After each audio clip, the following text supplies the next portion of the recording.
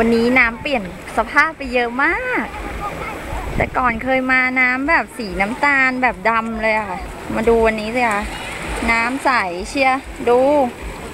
ใสเห็นเท้าเลยโอ้โหเหลือเชื่อมากแต่ก็ยินดีด้วยค่ะดูบรรยากาศโดยรอบนะคะ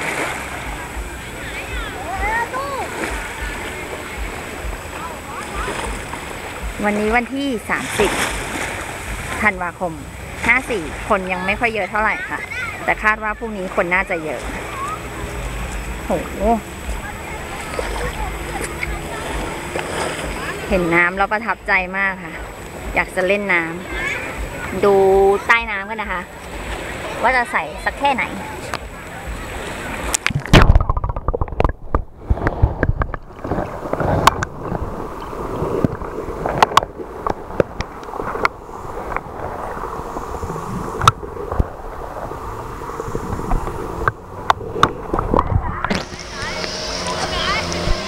กิจกรรม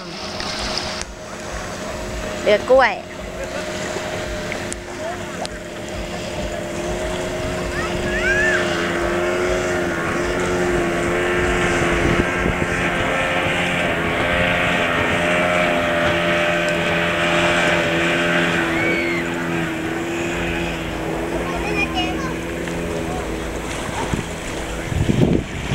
สวัสดีบางแสนค่ะ